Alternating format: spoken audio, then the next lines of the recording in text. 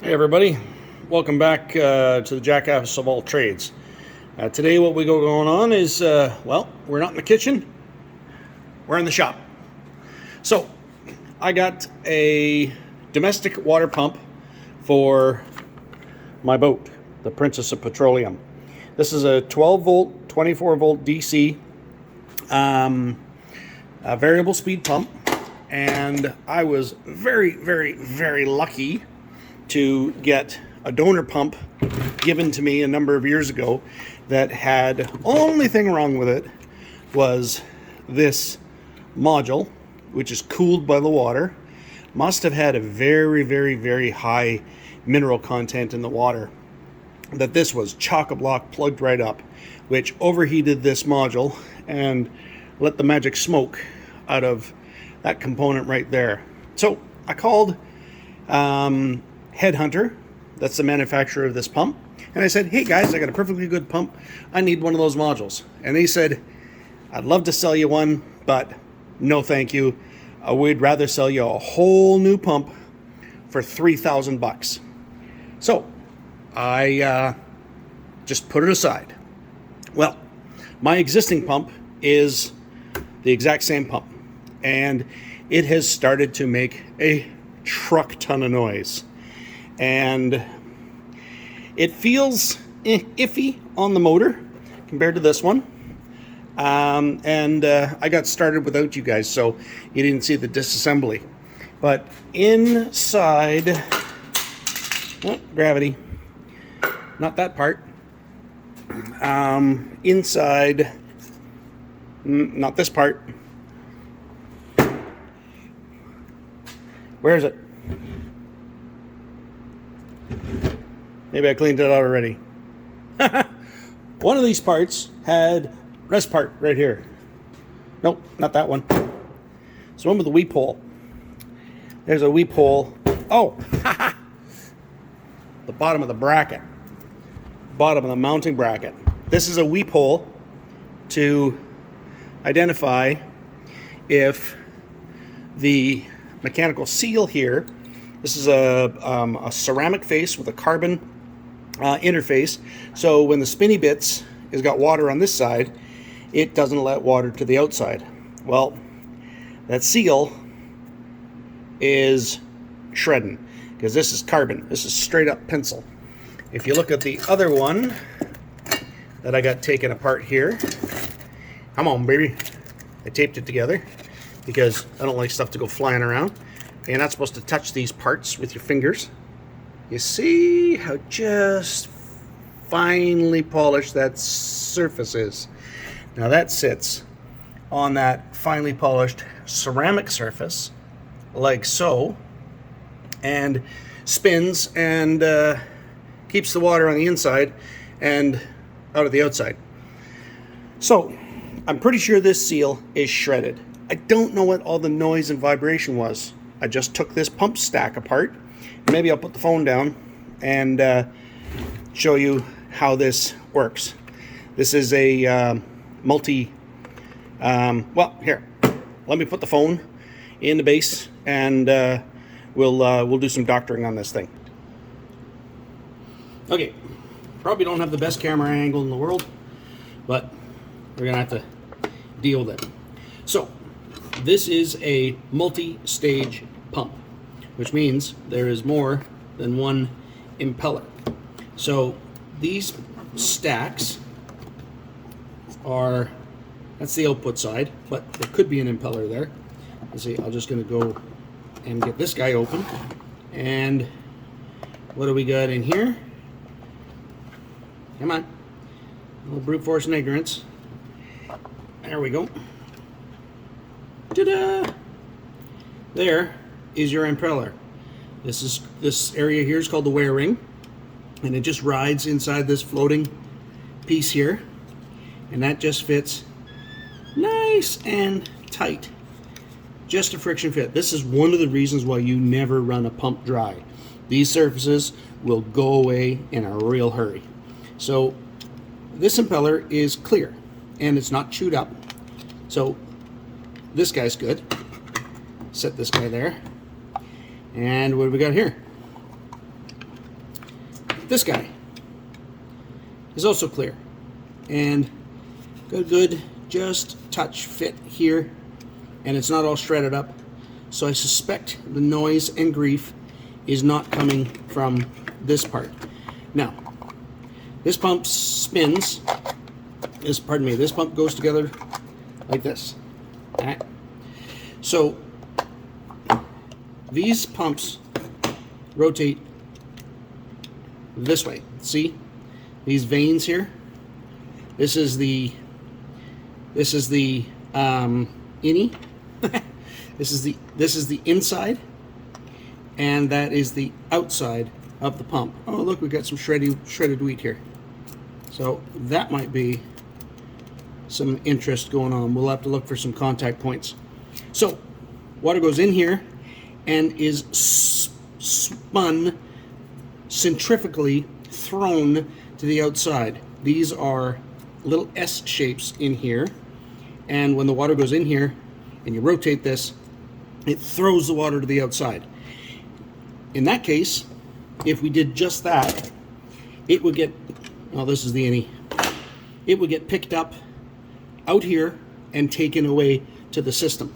But in this case, we want more pressure. So what do?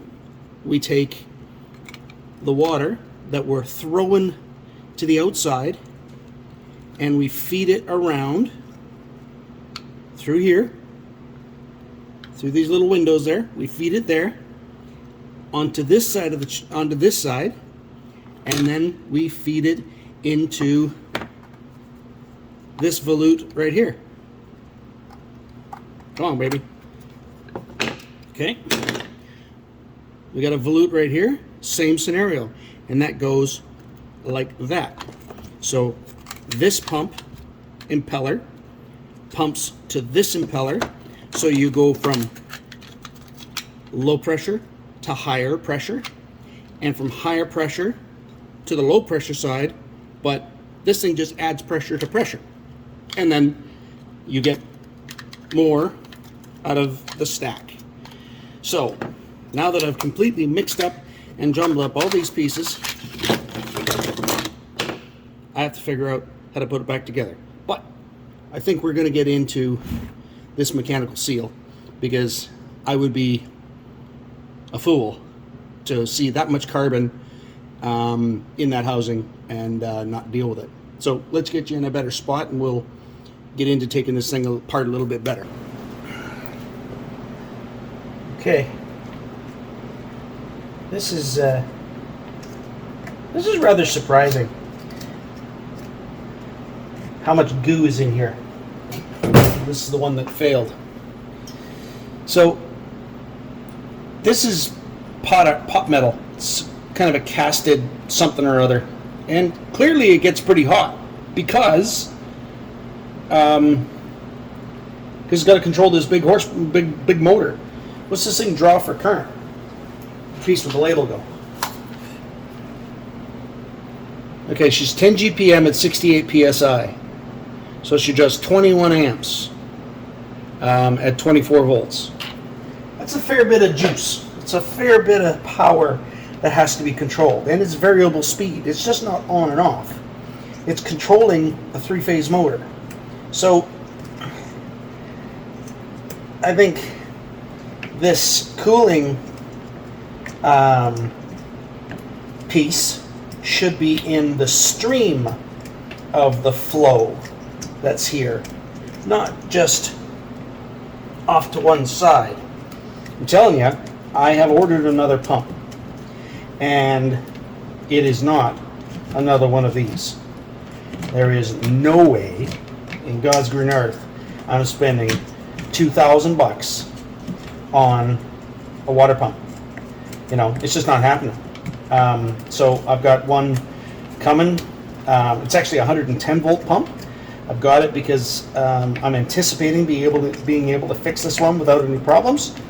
But at the same time, a 110 volt pump I can put in as a temporary if this one goes, you know, kind of permanently dead on me. So let's see if I can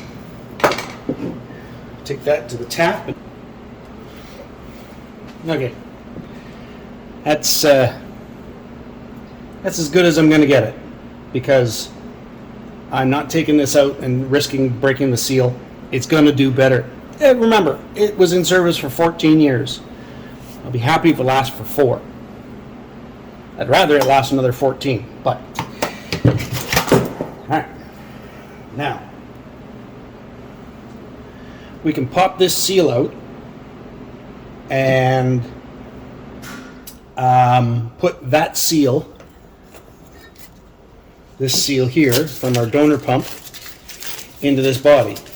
But there's really no reason to do that unless these parts are different in some way.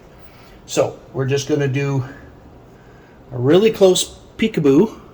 Oh yeah, here, look at the side by each. Here's the one that was in service, and here's the one from the spare. So it kind of a little hard to see, but this one was going out. So I think instead of messing with swapping these seals, I'm going to make sure that it's going to work in this body.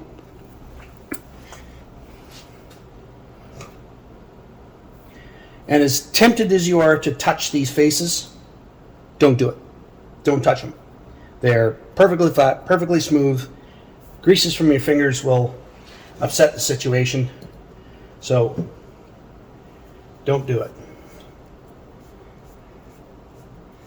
And I don't have replacement O-rings either. So we're going on the cheap everywhere we can.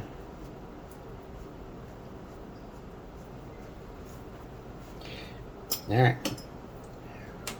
Replacement O-rings one of these days. Okay, we can set this aside. Bad parts pile with the motor. Here's the old motor.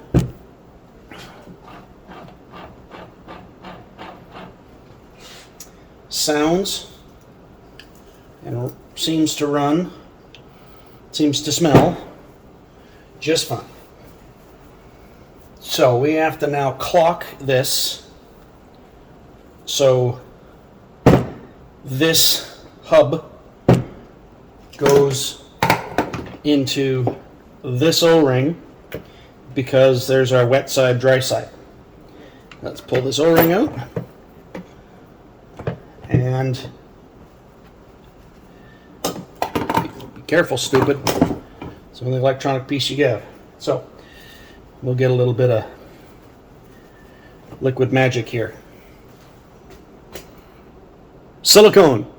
It's not just for Pamela Anderson. Excellent lubricant for O-rings. This stuff makes your life a lot easier.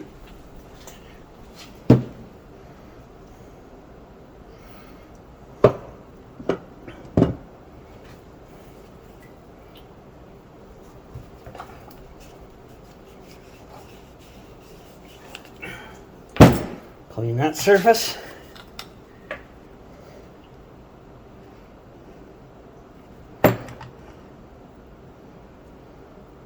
It's sticky as all can be, but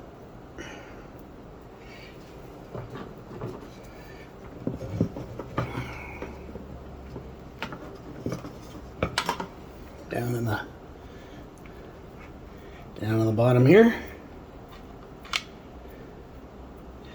And we need a little bit of lube on this flange.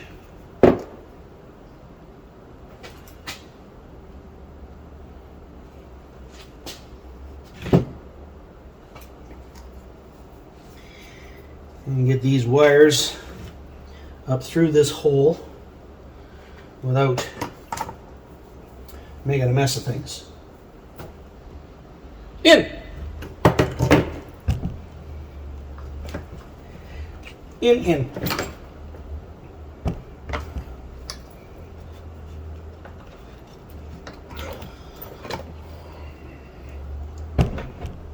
Okay. I'm going to get this business end put back together so I don't mash any of the LEDs on the back of that circuit board. Iggy.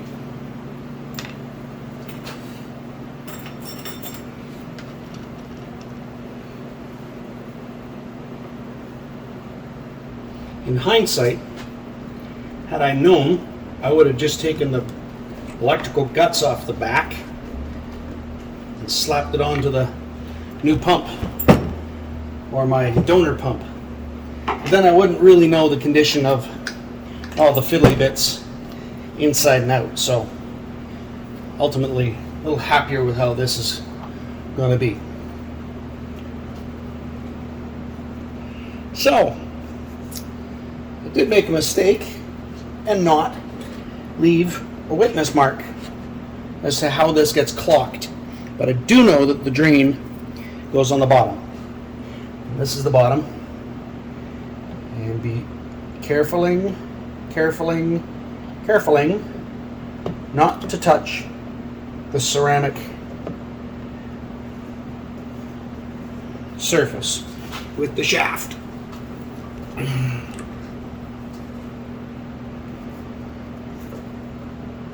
Haha!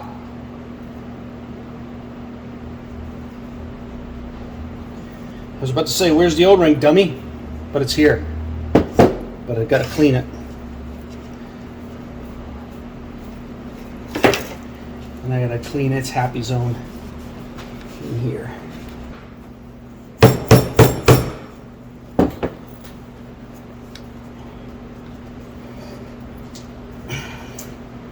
Okay. That appears to be clocked where it needs to be. Now we have to put this on to the shaft. This rubber, this is soft rubber, and it just fits ever so snugly on this shaft. This is where you do not want lubricant, because you don't want it to spring back.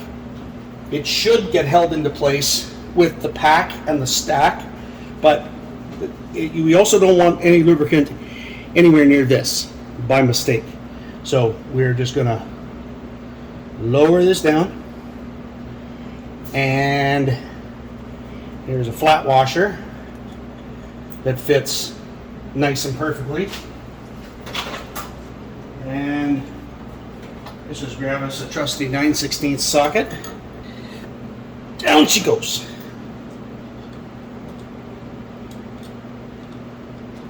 Like so.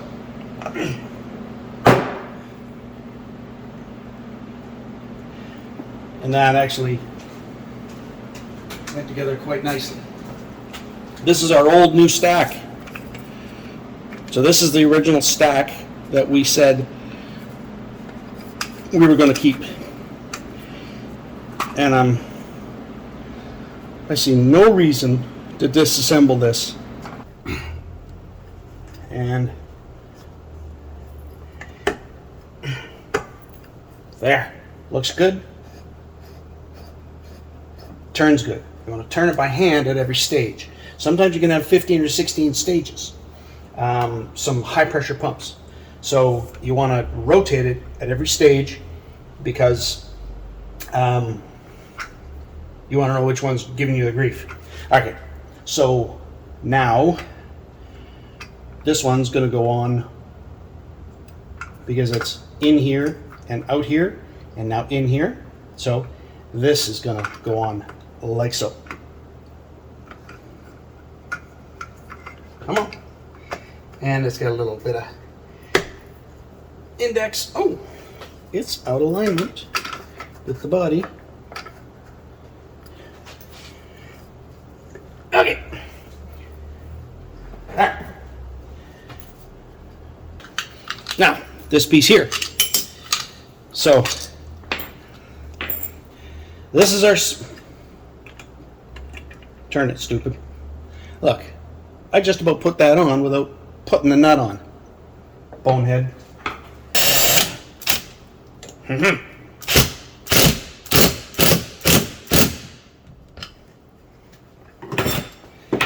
now, give it a turn by hand. It turns. It's a little angry, but it turns.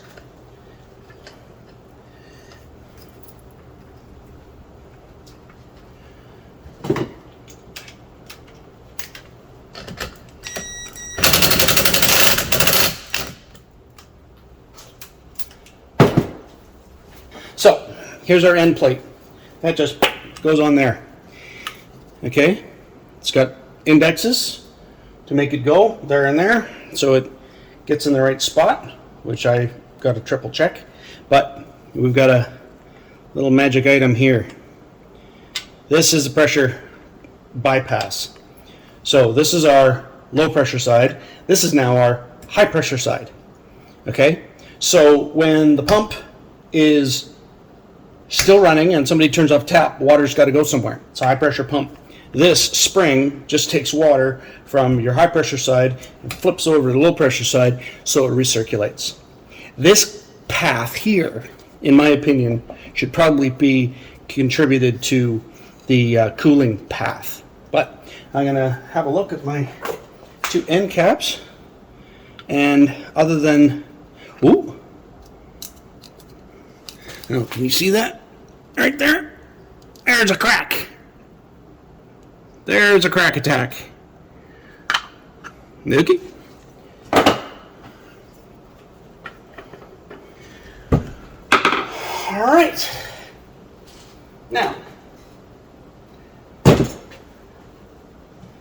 here's the, no, that's the old primary.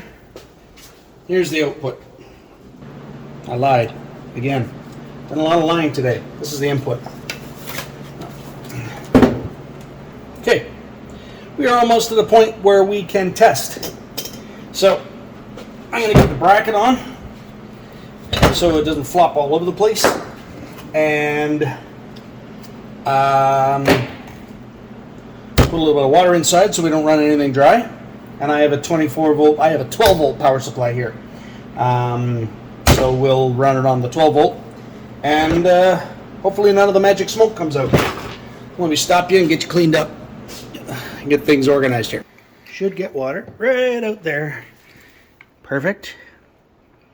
So now I know the body is flooded. Now, should be able to turn this tap on. And we got pressure. And we got leaks everywhere because it's all just hand tight. But let's turn it on. Okay, it's running. And it's quiet. And it's pumping. Now let's see if it makes pressure. Okay, turn it on.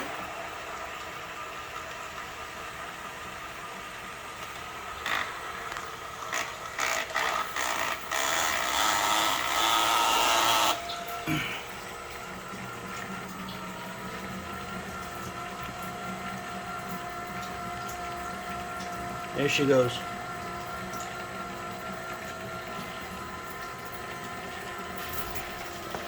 Should reach a shutoff. Actually, it's gonna. Yeah, it's too high a pressure because that's the pressure coming from the city main or from the building here. I'll just turn that off. It should shut itself down. Not detecting any more flow. Any alarms? Should just have a yellow flashing light.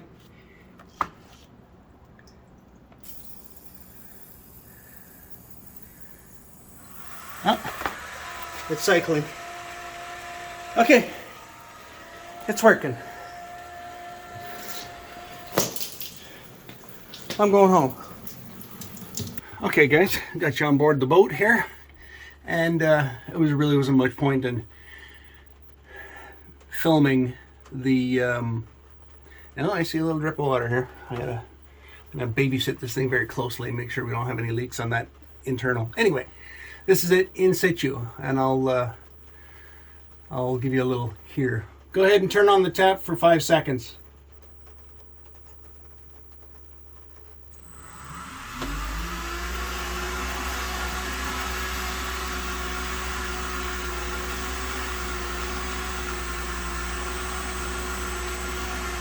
So this pump is programmable, and we can set it to various outputs. I think this is just the 400 watt setting, which is relatively low and perfectly fine for what we need. But,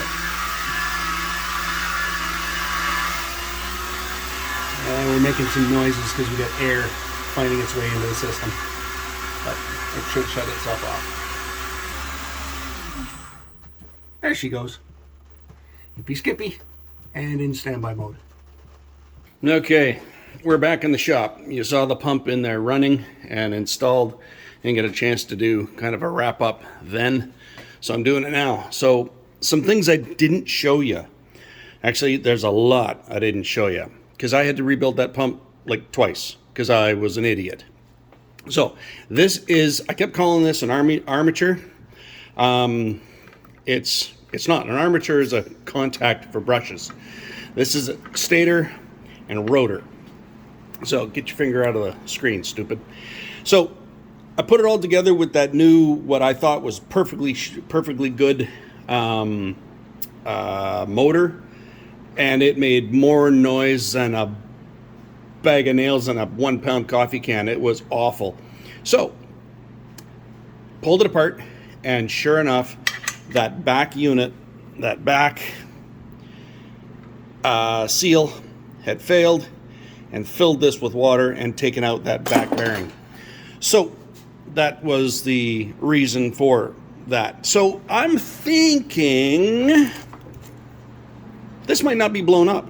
It's got some smoke on it, but it might not be blown up. So I will test it because it might have just been going into alarm because high current, because this bearing was virtually seized. So it's installed. I got some cleanup to do, and well, that's why it's jackass of all trades and not jack of all trades, because that was a jackass maneuver, not going deep enough to make sure and making assumptions. I'd had to do a whole bunch of work. So, like I've said in the past, if you like it, like it. If you don't like it, let me know in the comments. So, and we're here in the shop working on another project, and we'll get that one up as well. All right. Thanks for watching.